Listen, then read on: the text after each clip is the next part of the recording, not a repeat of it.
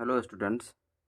Class 10th का एक बहुत ही इम्पोर्टेंट चैप्टर होगा क्वाड्रेटिक इक्वेशन, जो टर्म 2 के एग्ज़ाम के लिए बेहतरीन चैप्टर है। इसमें से कैसा कैसा इम्पोर्टेंट क्वेश्चन हो सकता है उन सबको तो हम देखेंगे ही। उन क्वेश्चन को देखने से पहले हम इसके थ्योरी वाले पार्ट को देख लेते हैं कि आखिर इस चैप्टर में हमें पढ़ना क्या क्या था। एक शॉर्ट रिवीजन होगा, ज़्यादा टाइम हम आपका नहीं लेंगे। बस एक व्यू दिखाना चाहते हैं कि इसमें आपको ये सब चीज़ें पढ़ना था। उसको देखते हैं, फिर इसके बाद में हम इससे रिलेटेड बढ़िया बढ़िया क्वेश्चन करने वाले हैं। तो क्वाड्रेटिक इक्वेशन में हमें सबसे पहले ये जानना है कि आखिर क्वाड्रेटिक इक्वेशन कहते किसको हैं। तो इन चीज़ों को मैंने पहले से लिख रखा है, केवल आपको समझाना है ताकि आपका टाइम ज़्यादा वेस्ट नहीं हो। तो आइए देखते हैं।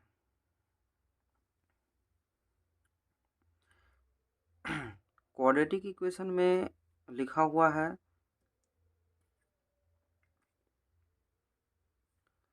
an equation of the form ax square plus bx plus c equal to 0 where a, b, c are real numbers and a is not equal to 0 is called a quadratic equation in x। कहने का मतलब ये है कि अगर आपका कोई भी form a x square plus b x plus c equal to 0 इस टर्म में हो तो आप उसको क्वाड्रेटिक इक्वेशन कहोगे, लेकिन कंडीशन रहना चाहिए a is not equal to 0, मतलब ये टर्म आपका 0 नहीं हो।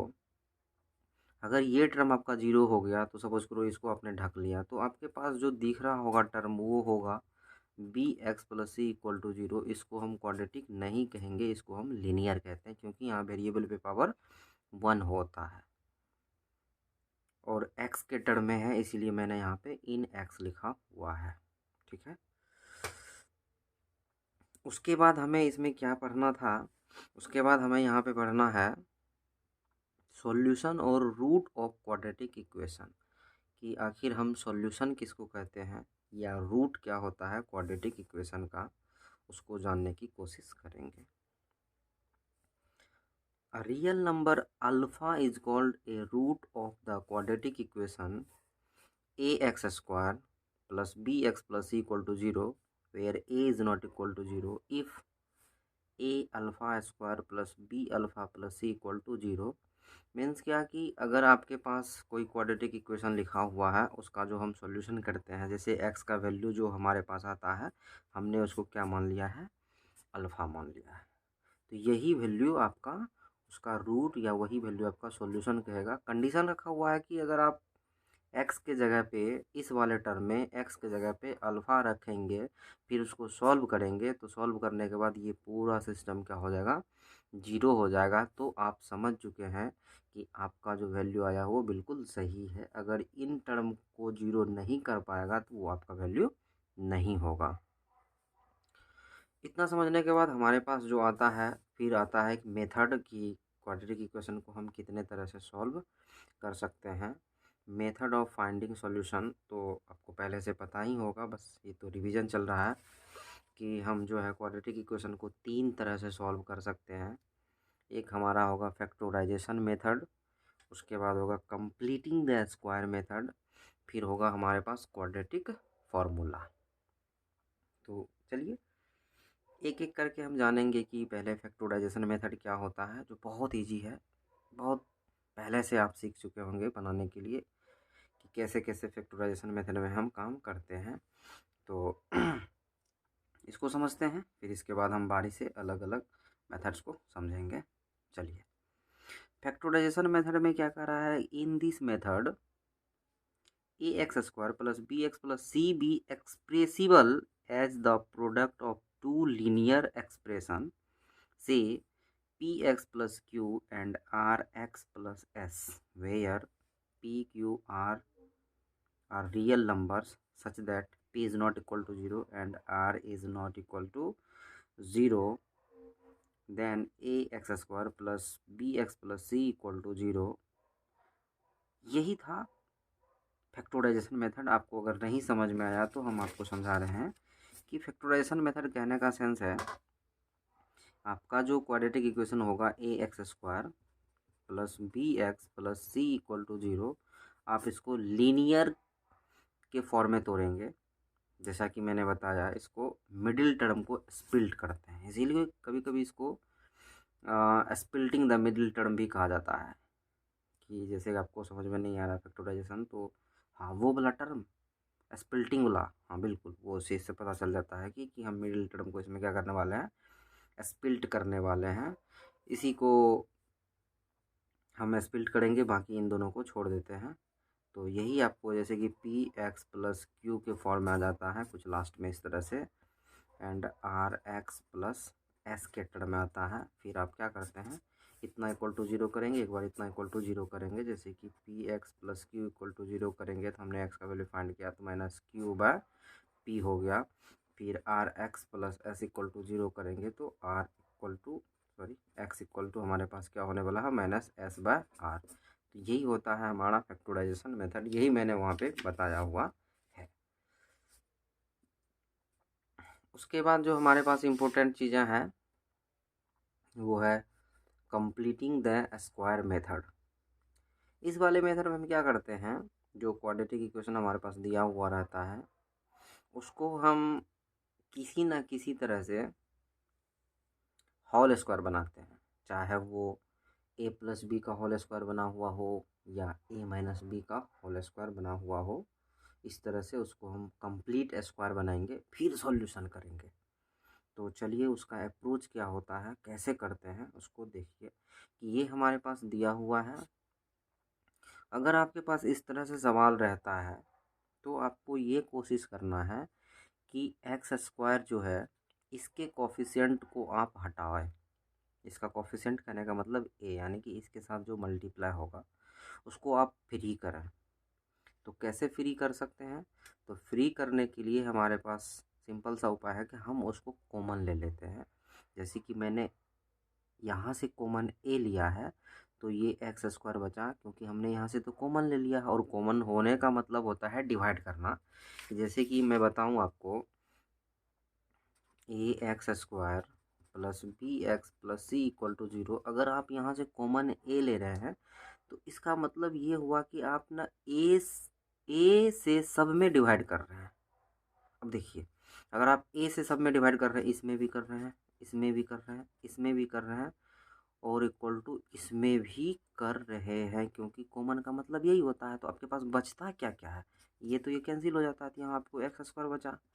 फिर यहाँ पे आपको क्या बचा, बी अपॉन ए एक्स बचा। फिर यहाँ पे आपको सी अपॉन ए, और आप जीरो में किसी भी नंबर से डिवाइड करते हैं तो वो तो जीरो ही होता है। तो कॉमन लेके हमारे पास ये आया।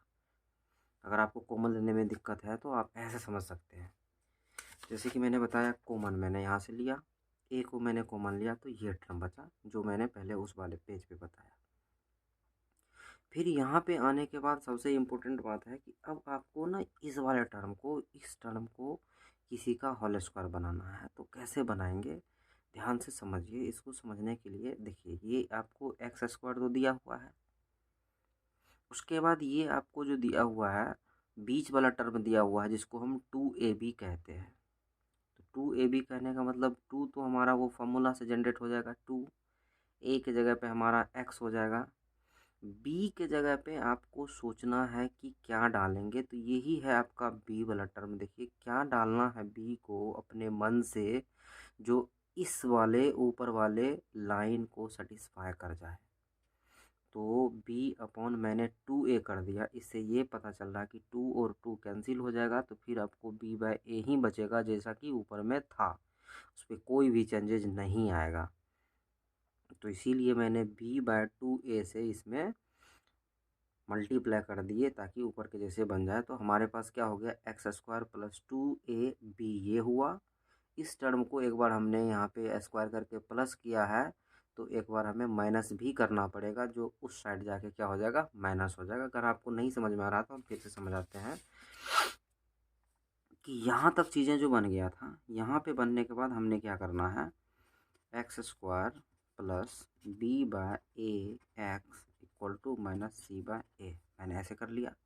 अब मुझे यहाँ पे ये बनाना है, फार्मूला बनाना। देखिए ए प्लस बी का whole square equal to a square plus 2ab plus b square. Clear. तो अब भी इस वाले सवाल में आपको केवल इन टर्म को देखना है, तो आपके पास केवल ये टर्म दिया हुआ है, बी वाला टर्म नहीं दिया हुआ है। बी वाला टर्म को ही हमें लाना है ताकि वो किसी का होल स्क्वायर बन जाए। तो इस पे देखिए, ए स्क्वायर मतलब ये आपको ए स्क्वायर मिल रहा है। फिर आपको मिडिल टर्म दिया हुआ है, उसने 2ab दिया हुआ है। इन 2ab को समझिए। तो इस वाले टर्म को अगर हमने लिखना है तो हम लिखेंगे एक्स स्क्वायर प्लस 2, तो आपको पता है कि ये फॉर्मूला में आता है, तो हमें फॉर्मूला वाला 2 को लिखना पड़ेगा। उसके बाद आपको ए लिखना है, तो आपका ए कौन है, एक्स है, इंटू 2a हो गया। आपको बी लिखना है, तो आपका टर्म तो यही ना बी है। तो बी बाय अगर आप ए देते हैं तो फिर आपको इसको सेटिस्फाई नहीं कर पा रहा था, इसीलिए आपको यहाँ पे 2 देना पड़ेगा, क्योंकि 2 तो आपके सवाल में था नहीं। 2 तो आपने अपने फार्मूला से लाया है, तो उसको कैंसिल करवाने के लिए b बाय 2a से मैंने मल्टीप्लाई किया। तो यही टर्म आपको देखो 2a, ये टर्म का b है। फिर आपको क्या करना पड़ेगा, b बाय 2a का होल स्क्वायर। अगर आपने इसको प्लस में किया है तो आपको माइनस भी करना पड़ेगा, b बाय 2a का होल स्क्वायर इक्वल टू में माइनस c बाय a। यहाँ से जब आप इसको सॉल्व करेंगे तो ये सब मिला के एक फॉर्मूला बनाता, देखिए x square plus 2a b by 2a plus b square. तो मतलब ये फार्मूला बन गया ए प्लस बी का whole square, x plus b by 2a का होल स्क्वायर इक्वल टू, ये इधर प्लस में था तो ये उधर जाके माइनस हो जाएगा। क्या हो जाएगा आपको, b by 4a square minus c by a। समझ में आया।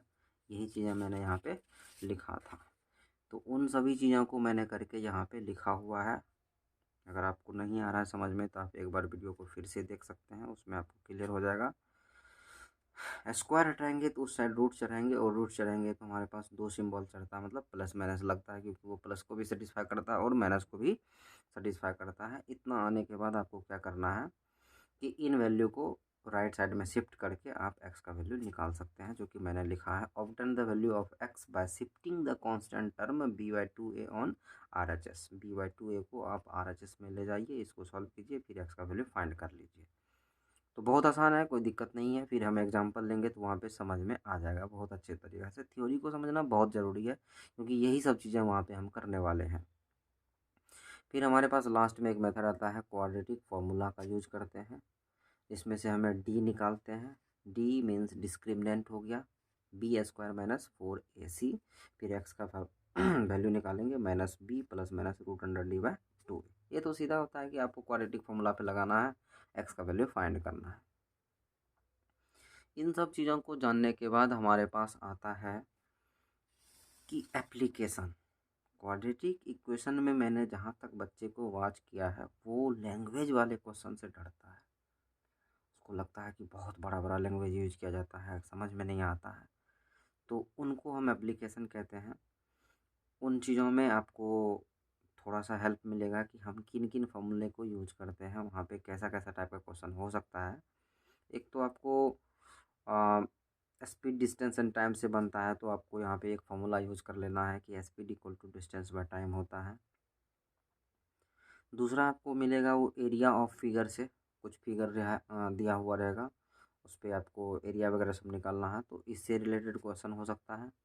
फिर नेक्स्ट आपको हो सकता है वो वाटर फ्लो वाला, कि पानी जो है, वाटर जो है, उसका बहने का रेट दिया हुआ रहता है, उससे रिलेटेड जो क्वेश्चन रहेगा, तो आप उसको बनाने के लिए क्या कर सकते हैं, फ्लो रेट मल्टीप्लाई टाइम जैसे ही हम करेंगे वो वॉल्यूम ऑफ वाटर निकल के आ जाता है, तो इससे रिलेटेड क्वेश्चन हो सकता है। फिर हमारा नंबर ऑफ एज यानी कि एज रिलेटेड क्वेश्चन हो सकता है, और भी है कुछ नंबर सिस्टम से रिलेटेड क्वेश्चन रहता है, 2 डिजिट का नंबर जो रहता है उसको रिवर्स वगैरह सब करने, इससे रिलेटेड रह सकता है। आसान है, कोई दिक्कत नहीं है। उसके बाद हमारे सामने आता है कि नेचर ऑफ रूट, जिसको हमने वहाँ पे डिस्क्रिमिनेंट कहा था, उस डिस्क्रिमिनेंट का यानी कि डी जो है, डी का नेचर क्या हो सकता है, डी कैसा कैसा बिहेव करता है, उसको जानना ज़रूरी है। ये a x square plus b x plus c आपको दिया हुआ है क्वाड्रेटिक इक्वेशन, इसमें से डी आप निकालिए, बी स्क्वायर माइनस 4ac। तो डी निकालने के बाद आपके पास जो इसका सॉल्यूशन होगा, पावर यानी कि एक्स पे पावर 2 का मतलब होता है कि आपका 2 वैल्यू आने वाला है। एक वैल्यू को मैंने अल्फ़ा कहा, एक वैल्यू को मैंने बीटा कहा है। तो ये दोनों वैल्यू जो है, इन्हीं दोनों वैल्यू को देखते हुए डी के नेचर को डिसाइड किया गया है। तो पहला कंडीशन है कि डी ग्रेटर देन जीरो। अगर आपका डी जीरो से बड़ा आता है तो एक्स का जो वैल्यू आएगा उसका नेचर कैसा होगा, किस तरह से वो आ सकता है। अगर डी ग्रेटर देन जीरो है तो रियल एंड डिस्टिंक्ट होगा, मतलब रियल नंबर तो होगा ही एक्स, बट दोनों वैल्यू अलग अलग होगा। मतलब अल्फ़ा का वैल्यू कुछ आया होगा तो बीटा का वैल्यू कुछ और आया होगा, बस दोनों सेम नहीं होगा। दूसरा कंडीशन है कि जब d greater than zero, d equal to zero होगा, तो उस समय में रियल एंड इक्वल होगा। रियल एंड इक्वल कहने का मतलब अल्फ़ा और बीटा दोनों ही सेम होगा। जैसे कि कोई इक्वेशन होगा, उसको सॉल्व किए हैं तो एक्स का वैल्यू अगर आपको 2 आया है तो दूसरा वैल्यू भी 2 आया होगा, मतलब अल्फ़ा भी 2 और बीटा भी 2। तो ऐसे समय में डी इक्वल टू जीरो रहने पे रियल एंड इक्वल होता है, अल्फ़ा बीटा दोनों का वैल्यू सेम होगा। और यहाँ पे जो फॉर्मूला बना है -b/2, ये कहने का सेंस यहीं पे सीधा सा है। इस वाले फॉर्मूला पे अगर आप आते हैं तो डी को आप जीरो कर देते हैं तो बचता क्या है, -b/2 यही तो बचता है, अल्फ़ा भी यही और बीटा भी यही। फिर नेक्स्ट हमारे पास आता है कि डी लेस देन जीरो अगर रहता है तो नो रियल रूट होता है। जब डी आपका जीरो आ जाएगा तो फिर आप सॉल्यूशन नहीं कर पाएंगे। इसका रीज़न ये होता है कि डी आपको माइनस में आ जाएगा।